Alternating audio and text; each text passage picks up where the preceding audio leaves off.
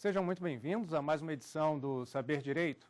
Meu nome é Flávio Milhomem, sou professor de Direito Penal e Direito Processual Penal, promotor de Justiça de Carreira e mestre em Ciências Jurídico-Criminais.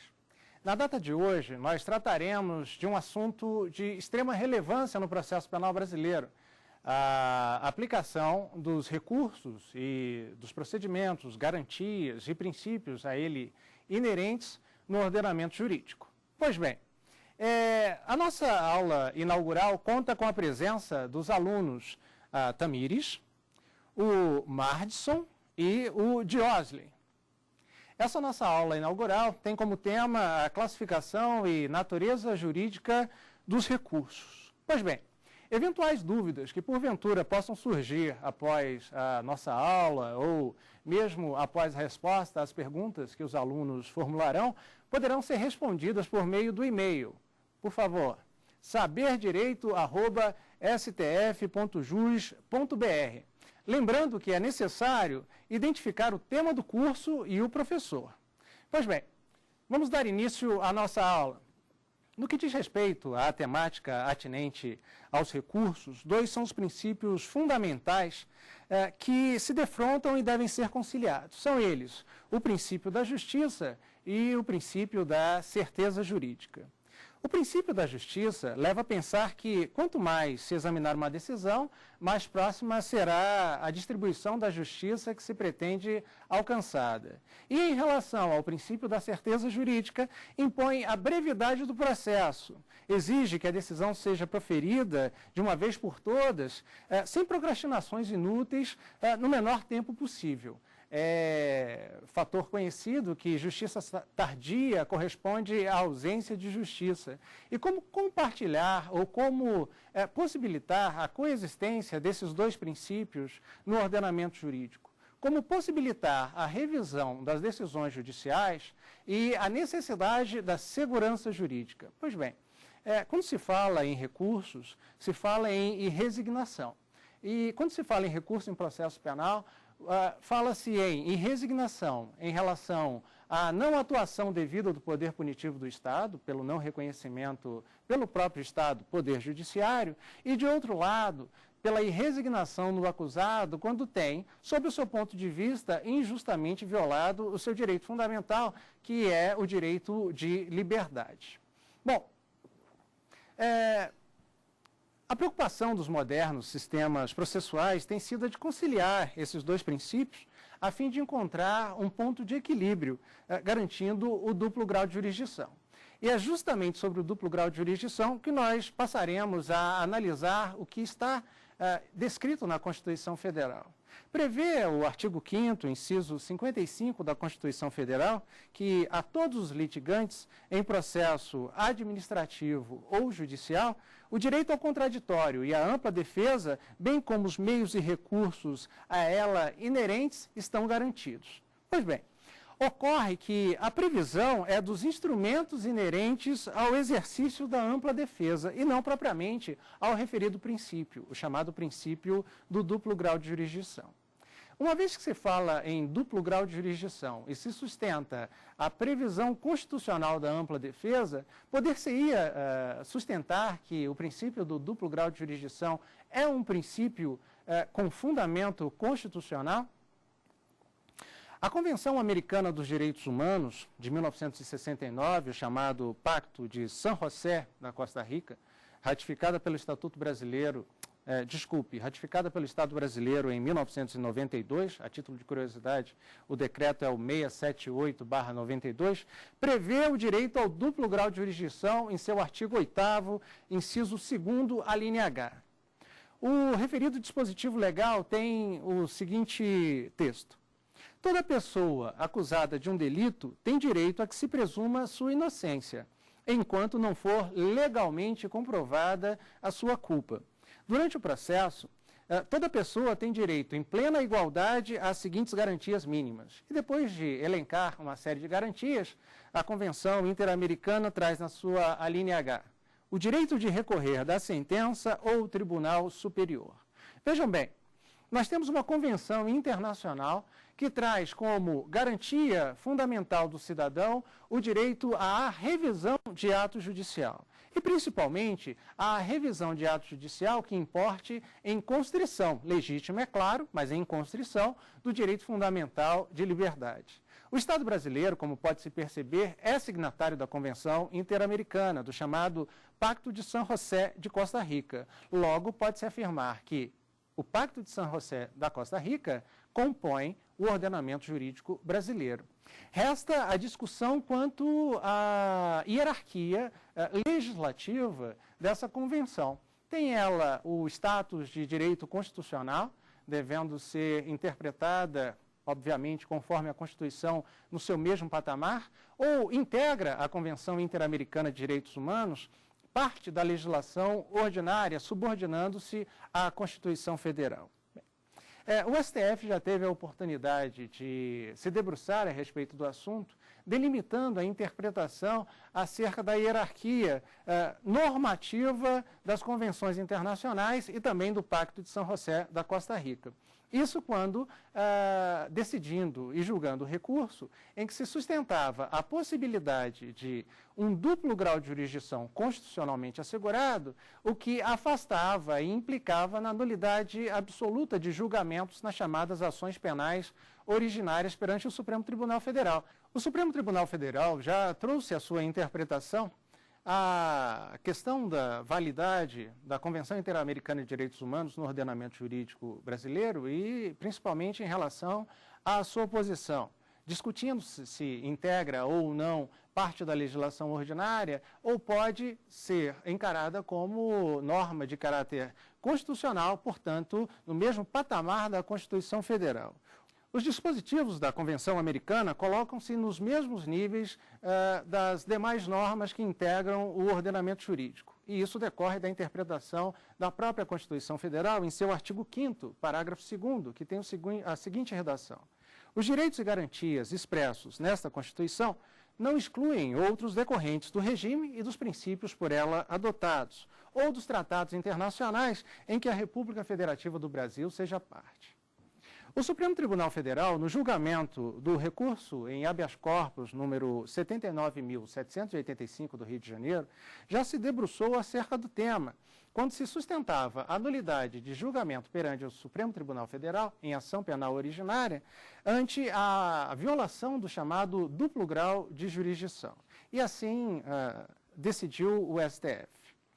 Para corresponder à eficácia instrumental que lhe costuma ser atribuída, o duplo grau de jurisdição há de ser concebido à moda clássica, com seus dois caracteres específicos. A possibilidade de um reexame integral da sentença de primeiro grau e que esse reexame seja confiado a órgão diverso do que proferiu e de hierarquia superior na ordem hierárquica. Com esse sentido próprio, sem concessões que o desnaturem, não é possível, sob as sucessivas constituições da República, erigir o duplo grau em princípio e garantia constitucional. Tantas são as previsões na própria lei fundamental do julgamento de única instância ordinária já na área civil, já particularmente na área penal. A situação não se alterou com a incorporação ao direito brasileiro da Convenção Americana de Direitos Humanos, Pacto de San José, continua a interpretação do relator, na qual, efetivamente, o artigo 8º, inciso 2º, a linha H, consagrou como garantia, ao menos na esfera processual penal, o duplo grau de jurisdição, em sua acepção mais própria, qual seja o direito de toda pessoa acusada de delito, durante o processo, de recorrer da sentença para juiz ou tribunal. E conclui o relator, o eminente ministro Sepúlveda Pertence. Prevalência da Constituição no direito brasileiro sobre quaisquer convenções internacionais, incluídas as de proteção aos direitos humanos, que impede, no caso, a pretendida aplicação da norma do Pacto de San José. O princípio do duplo grau não significa apenas a garantia de revisão da decisão de primeiro grau, também compreende a proibição para o tribunal de, com seu julgamento, impedir o julgamento ou o pronunciamento do juiz de primeiro grau. É uma garantia do exame em primeiro grau. Pois bem, o Supremo Tribunal Federal sustentou que a existência de competências de natureza constitucional em última instância, como por exemplo se dá nas chamadas ações penais originárias, não viola o princípio do duplo grau de jurisdição. Por quê? O princípio do duplo grau de jurisdição encontra previsão em convenção internacional. E a interpretação do Supremo Tribunal Federal é que, apesar de, obviamente, haver interpretações doutrinárias diferenciadas, as convenções internacionais se colocam no patamar de legislação ordinária, devendo, portanto, se subordinar à Constituição Federal como toda e qualquer lei. Portanto, a existência de competência originária sem a possibilidade de recurso de decisão não violaria a Constituição Federal. Essa é a interpretação do Supremo Tribunal Federal. E vai além o ministro Pertence quando trata das questões relativas às competências originárias. É a própria Constituição Federal, ao propor e estabelecer as competências originárias dos tribunais superiores, que também deverá prever a possibilidade ou não de recurso. Silente a Constituição acerca de recursos nas ações originárias de competência dos tribunais superiores, não há recurso e, mesmo assim, não haverá a violação ao princípio referido, chamado princípio do duplo grau de jurisdição. Vimos também que, apesar de o duplo grau de jurisdição ser uma medida e uma garantia de todo e qualquer cidadão brasileiro, inclusive, uma vez que o Estado brasileiro é signatário do Pacto de São José da Costa Rica, além da sua dimensão de significar a possibilidade de revisão, também significa que deve-se garantir a decisão pelo juízo natural. Ou seja, o órgão revisor ele não pode se colocar no lugar do órgão natural para o julgamento da causa, sob pena da chamada supressão da instância. Há uma garantia do exame em primeiro grau. Dando continuidade a essa interpretação, o próprio Supremo Tribunal Federal sumulou o seu entendimento no enunciado número 453, que tem o seguinte teor. Não se aplicam à segunda instância o artigo 384 do CPP, do Código de Processo Penal, que possibilitam dar nova definição jurídica ao fato delituoso, em virtude de circunstância elementar não contida, explícita ou implicitamente na denúncia ou queixa. Bem, quando se trata do artigo 384 do Código de Processo Penal, fala-se na chamada mutatio libelli, em que se constitui, me desculpem, a chamada mutatio libelli. Uma vez que é oferecida a ação penal contra alguém, imputando-lhe a prática de um determinado fato descrito em lei como crime, esse indivíduo deve se defender dos argumentos e fatos constantes da denúncia, da ação penal. Pois bem, durante a instrução processual, após a oitiva das testemunhas e mesmo após o interrogatório do acusado, tomando o juiz o conhecimento de fatos novos que possam vir a prejudicar a situação do acusado por constituírem novos tipos penais, deve abrir vistas ao Ministério Público para que o Ministério Público adite a denúncia, dessa forma garantindo a dialeticidade e a paridade de armas, conferindo-se, a partir desse aditamento, vistas à defesa para que possa ser garantido o princípio do contraditório e da ampla defesa. A mutatio libelli é perfeitamente possível em primeiro grau. No entanto, ela é vedada em segundo grau.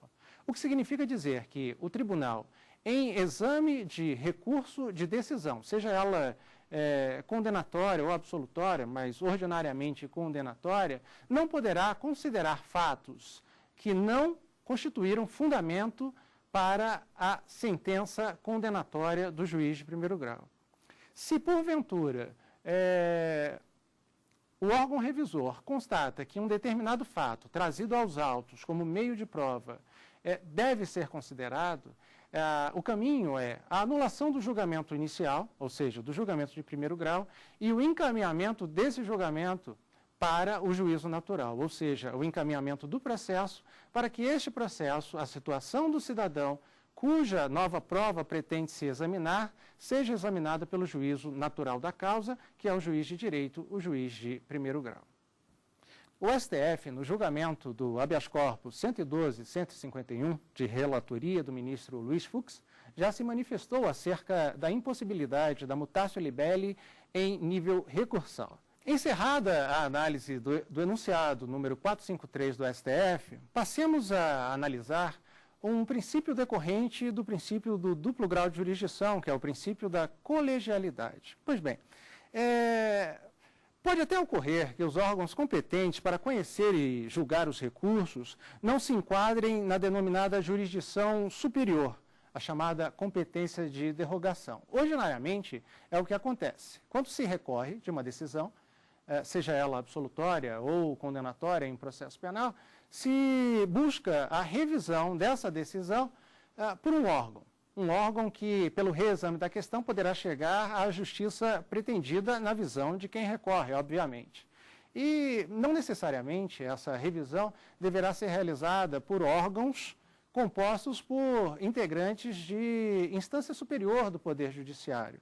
E esse recurso, inclusive, pode ser julgado também por turmas de juízes de primeiro grau. Apesar de parecer estranho, cuida-se de regulamentação constante da própria Lei 9.099/95, que tem a sua competência constitucionalmente assegurada.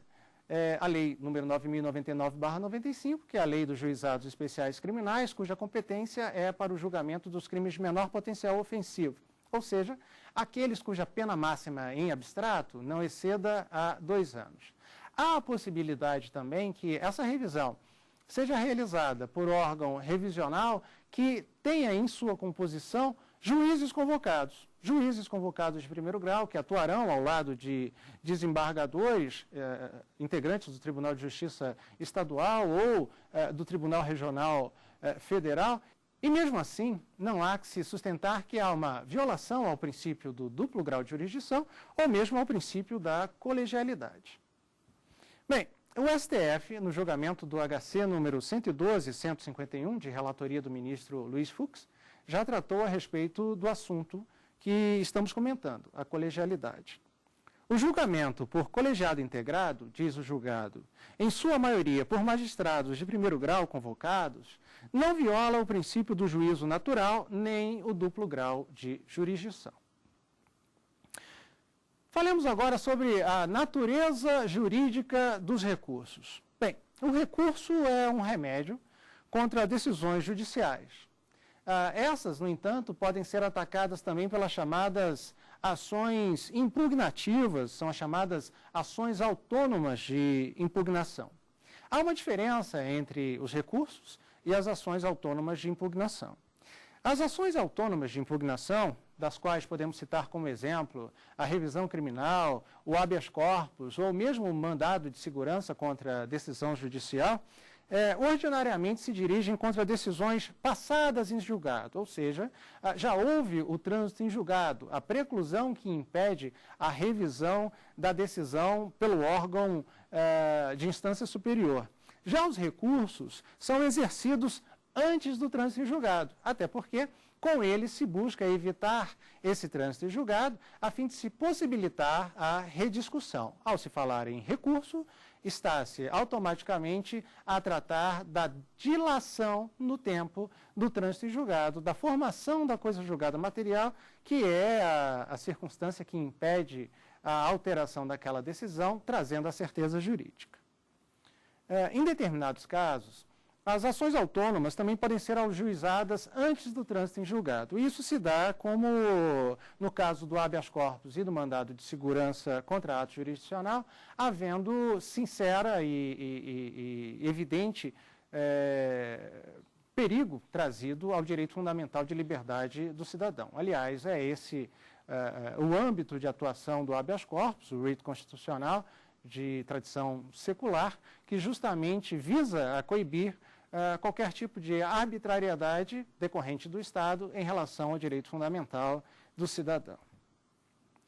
O traço mais marcante da distinção, no entanto, entre as ações impugnativas e os recursos se apresenta não na instauração da nova relação processual. Com o recurso, opera-se um mero prosseguimento da relação processual já existente, enquanto nas ações autônomas, configura-se sempre o exercício de uma nova ação, dando vida a uma diversa relação jurídica processual. Passemos agora, ultrapassada a distinção entre os recursos e as ações impugnativas, à análise das características dos recursos. Pois bem, primeiro, os recursos têm como terreno próprio serem anteriores à coisa julgada. Já conversamos e esclarecemos que justamente o que se pretende é postergar a formação da coisa julgada ao se recorrer de uma decisão. Como segunda característica, podemos identificar que não ensejam a instauração de nova relação processual. Ao contrário das ações impugnativas, o recurso é uma sequência natural do processo, que se inicia com o oferecimento da ação penal, a formação da relação processual com a citação do acusado, a sentença e o recurso dessa sentença. A decisão que julga um determinado recurso, na realidade, por se tratar de uma sucessão da sentença de primeiro grau, a substitui. Isso será objeto de análise a posteriori. A terceira característica do recurso é a chamada voluntariedade. Ninguém é obrigado a recorrer de uma decisão, cuida-se de um direito subjetivo. É óbvio que, quando se fala em direito de liberdade violado e de sentimento pessoal de injustiça, é quase que uma necessidade, uma consequência natural da condenação, o recurso. Pode ser, no entanto, que uma pessoa condenada por várias vezes queira obter o trânsito julgado de uma sentença condenatória a fim de obter um benefício com isso, que seria a concessão de benefícios na execução penal, como livramento condicional, etc., que somente poderia ser conseguida por meio do trânsito julgado dessa sentença penal. É uma questão de discricionariedade, de escolha. Por fim, pode-se apontar como derradeira característica do recurso que se trata de meio de impugnação da decisão judiciária. Ultrapassada a discussão acerca das características do recurso, passemos a conceituá-lo. O recurso pode ser definido como o meio voluntário de impugnação de decisões utilizado antes da preclusão e na mesma relação jurídica processual, apto a propiciar a reforma, a invalidação, o esclarecimento ou a integração da decisão. Bem, como vimos a partir da sua conceituação, recurso é meio voluntário. Ele não é obrigatório, é um direito de todo e qualquer cidadão.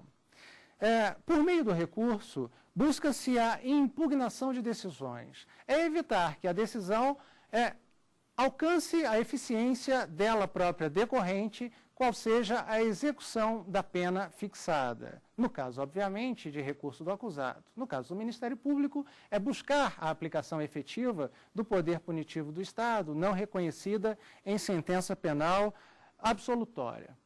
O recurso deve ser utilizado antes da preclusão. Em que consiste a preclusão? A preclusão consiste na realização de ato positivo ou negativo dentro de um determinado prazo ou subordinado a um determinado requisito, que importará na sua não realização desse ato pela sua verificação, ou seja, pela verificação da preclusão. O aspecto mais comum da preclusão é a chamada preclusão temporal, que decorre da impossibilidade de exercício de um direito processual pela sua não utilização no tempo previsto em lei.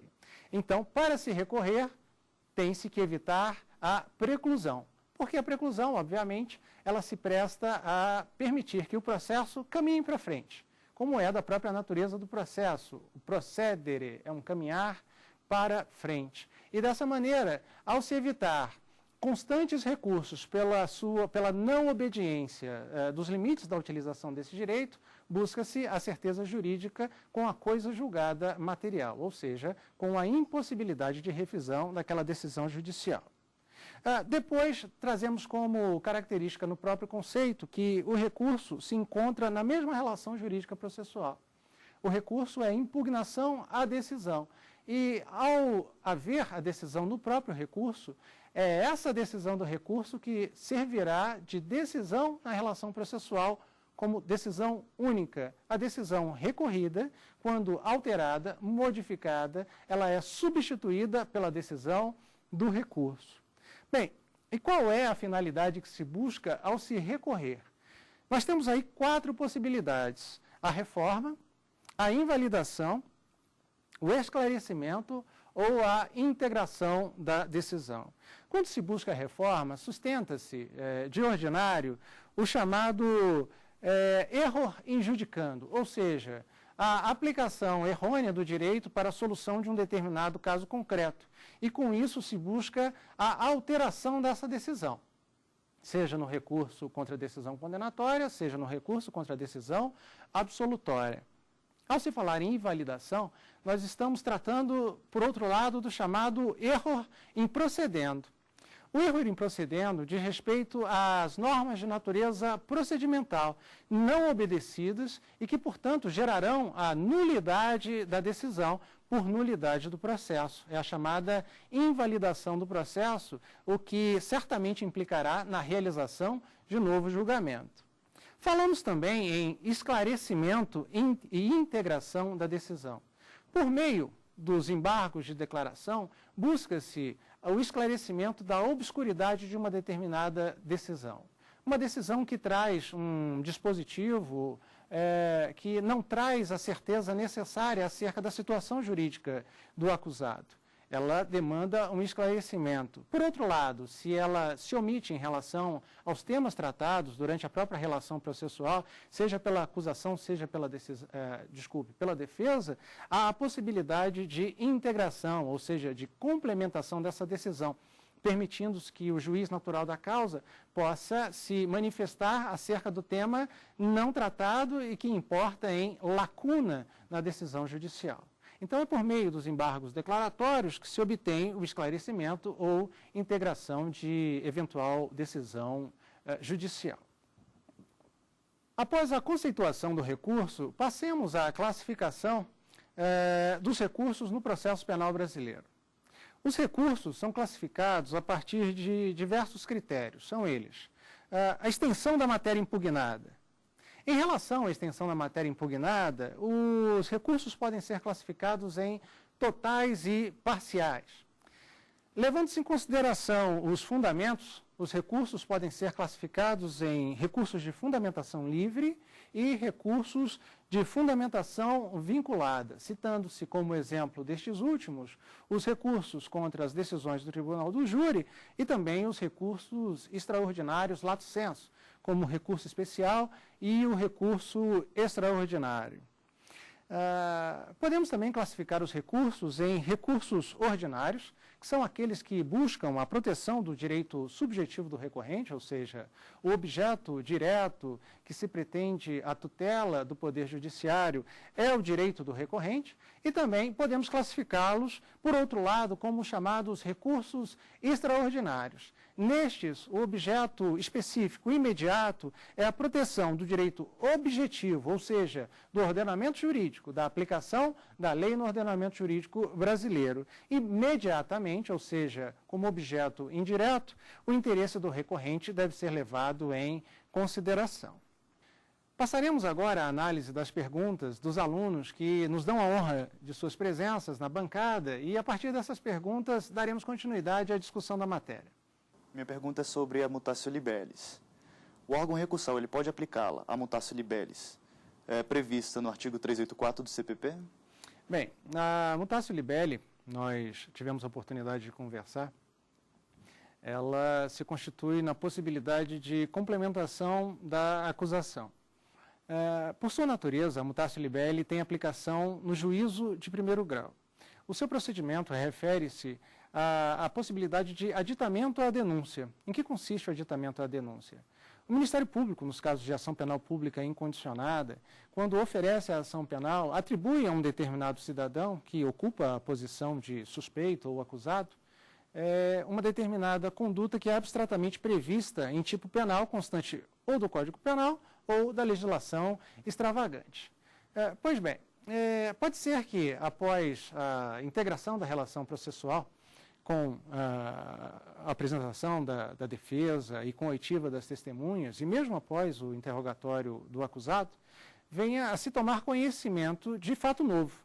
Fato novo esse que, por exemplo, constitui um elemento essencial de crime, que poderá ou imputar a prática de novo crime àquele cidadão, que deverá também por ele responder, ou de uma situação qualificada daquele crime pelo qual foi ele denunciado. Em ambas as situações, o juiz não poderá fazer essa alteração de ofício, ou seja, o juiz não pode condenar o acusado, aquele que encontra-se no polo passivo da relação processual, por um fato que não é constante da própria ação penal, que delimita, o objeto de análise do juiz. É necessário que o juiz, então, confira a possibilidade ao Ministério Público, que é o órgão natural para o ajuizamento da ação penal pública incondicionada, de complementar essa acusação. Essa é a primeira medida a ser tomada. A segunda medida constitui na possibilidade de que a defesa, em obediência ao princípio do contraditório, possa falar a respeito daquela nova situação de fato, afastando-a ou sustentando qualquer tese que seja benéfica ao acusado. De qualquer maneira, é como se se reabrisse um novo trânsito processual, um novo procedimento, agora para aquele fato que compõe a complementação da ação penal. E só a partir daí o juiz poderá, então, decidir acerca daquele novo fato que foi trazido ao conhecimento na instrução processual. Ao se falar em mutatio libelli, constante ela do artigo 384 do Código de Processo Penal, não se pode tratar desse instituto no procedimento recursal. Por quê? Entende-se que a aplicação do Instituto da Mutatio Libelli em nível recursal importaria em supressão de instância. Em que constitui a supressão de instância? A supressão de instância importa na retirada do órgão natural competente para o direito ao caso concreto, ou seja, a jurisdição e a sua delimitação pelo juízo natural, pelo órgão revisor. Ao se verificar a não atualização daquela situação fática ou a não observância daquela situação fática pelo juiz de direito, a função do órgão revisor é permitir que o juízo de direito natural possa sobre ela tecer comentários, possa sobre ela deitar a sua atenção. E dessa maneira, ao se impedir a aplicação do artigo 384 do CPP em nível recursal, se busca a invalidação daquela decisão, dessa maneira, determinando que o órgão natural efetivamente exerça a jurisdição. Professor, o que diferencia o recurso das chamadas ações impugnativas? Nós vimos que o recurso e as ações impugnativas guardam similitudes, buscam, muitas vezes, um mesmo resultado, que é a alteração da decisão judicial. No entanto, há alguns elementos que diferenciam um do outro. Nos recursos, nós temos uma continuidade da relação processual essa iniciada por meio do oferecimento da ação penal, que acaba com a decisão judicial de primeiro grau e pode ou não vir a ser reexaminada por órgão revisor colegiado de instância superior. Essa é basicamente a relação processual envolvendo o juízo de primeiro grau e o órgão revisor. Também, por meio dos recursos, evita-se justamente a verificação do chamado trânsito em julgado. Ou seja, é a constatação da impossibilidade de revisão ou reformulação daquela decisão por verificação da coisa julgada, aquela qualidade da decisão judicial que importa na sua certeza jurídica no ordenamento, no mundo do direito e no mundo dos fatos. Pelas ações impugnativas, como característica essencial, podemos citar a criação de uma nova relação processual. As ações impugnativas, elas não dão continuidade à ação penal originada com o oferecimento da denúncia ou queixa-crime. Na realidade, seguem um caminho paralelo. Caminho paralelo este que visa, muitas vezes, a um mesmo objetivo, que é a revalidação ou revisão da decisão judicial de primeiro grau, mas que importa no reconhecimento de uma relação processual autônoma e independente em relação àquela que se pretende revisada. Outra questão interessante relativa às ações impugnativas é que elas, ordinariamente, ocorrem após o trânsito em julgado da decisão. E aí citamos como exemplo ordinário, eu repiso, a chamada revisão criminal, que é a possibilidade de revisão de sentença penal transitada em julgado em face do surgimento de fato novo.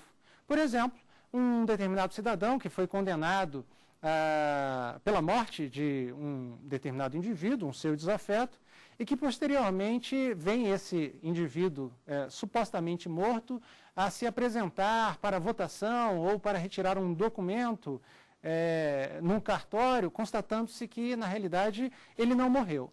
A partir da constatação do elemento necessário para a condenação de alguém pelo crime de homicídio, que é a efetiva morte da vítima, surge a possibilidade do ajuizamento de uma ação revisional, impugnativa, independente e autônoma em relação ao processo que acarretou a condenação do acusado.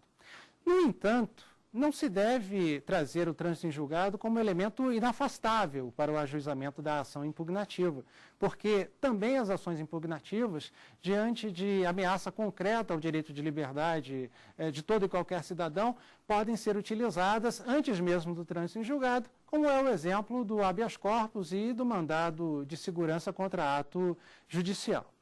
O habeas corpus, sabemos, é remédio constitucional de tradição secular, que tem na sua seara, por excelência, o combate à arbitrariedade praticada pelo Estado no exercício de seu poder punitivo. Vamos agora à dúvida do aluno Diosley. Professor, a participação de juízes do mesmo nível hierárquico na revisão de atos judiciais implica na violação do duplo grau de jurisdição? Diosley, excelente pergunta. O duplo grau de jurisdição, nós já vimos, constitui-se num princípio aplicável no ordenamento jurídico brasileiro por força da adoção do chamado Pacto de San José da Costa Rica.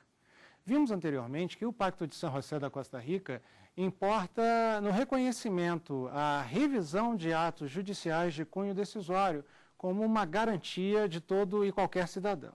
E vimos também que o Supremo Tribunal Federal enquadra o Pacto de San José da Costa Rica, a chamada Convenção Interamericana de Direitos Humanos, como parte da legislação ordinária em relação à Constituição Federal. Daí decorrendo necessariamente a obediência aos princípios gerais que compõem e integram a própria Carta Magna. O duplo grau de jurisdição, senhores, é uma garantia de todo e qualquer cidadão de ver uma decisão judicial revisada por um órgão superior. Bem, quando se fala em órgão superior, instância superior, em nível hierárquico, se fala numa relação de juízes e desembargadores ou juízes e ministros, desembargadores e ministros. Ordinariamente, nós sabemos que as casas revisionais trazem a decisão colegiada. Essa decisão colegiada importa no reconhecimento de uma certeza jurídica a partir da discussão da matéria entre 3 ou mais juízes, entre 3 ou mais magistrados. Pois bem, assim se dá perante os tribunais estaduais, assim se dá perante o Tribunal Regional Federal, perante o Superior Tribunal de Justiça ou mesmo perante o Supremo Tribunal Federal. Acontece que o volume de processos hoje submetido à revisão é muito grande. Veja-se o número monstruoso e enorme de processos submetidos ao recurso especial perante o Superior Tribunal de Justiça, ou mesmo que tem a sua constitucionalidade como objeto de decisão a ser proferida pelo Supremo Tribunal Federal. Especificamente em relação aos juízes estaduais e às cortes federais, o problema é o mesmo problema que se apresenta. Não há, muitas vezes, um número necessário de desembargadores ou de magistrados de segundo grau que possam dar vazão à necessidade do jurisdicionado. Isso importa no reconhecimento de que a administração da justiça, muitas vezes, convoca juízes de primeiro grau ou mesmo desembargadores em relação aos tribunais superiores para a decisão daqueles casos submetidos a recurso. O Supremo Tribunal Federal já discutiu reiteradamente acerca de uma lei do Estado de São Paulo que previa a possibilidade de julgamento por órgãos colegiados e que não necessariamente importassem na sua composição em integrantes de instância superior. O Supremo Tribunal Federal já decidiu que a presença, ainda que na sua maioria, de juízes convocados ou desembargadores convocados em tribunal ou tribunal superior, não importa em violação do duplo grau de jurisdição, nem importa em violação ao princípio da colegialidade.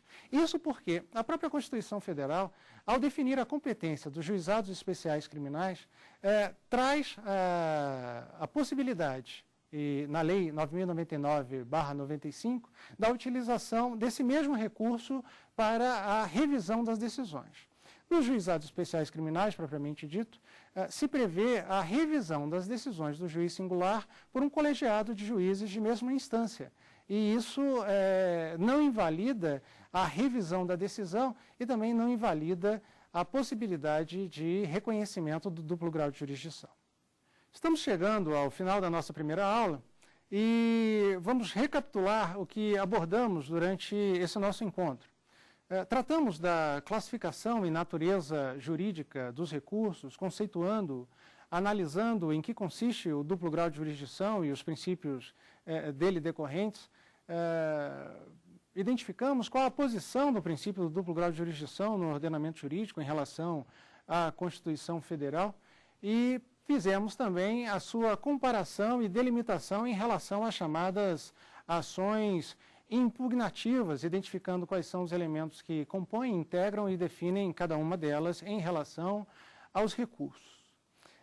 Gostaria de agradecer a presença dos alunos e de tornar público o e-mail pelo qual os senhores poderão tirar dúvidas eventualmente surgidas no curso desta aula. O e-mail é saberdireito@stf.jus.br. Quem quiser rever as aulas e os outros programas da família Saber Direito, é só acessar o site da TV Justiça pelo www.tvjustiça.jus.br. Além das aulas, nós temos também o chamado Saber Direito Responde e o Saber Direito Debate, nos quais também os temas referentes aos recursos no processo penal serão objeto e também nos quais os senhores poderão participar enviando e-mail para o endereço já publicado. Gostaria de convidá-los para a próxima aula, cujo objeto será o recurso no processo penal, agora sob o ponto de vista dos seus princípios gerais aplicáveis. Muito obrigado, até a próxima oportunidade.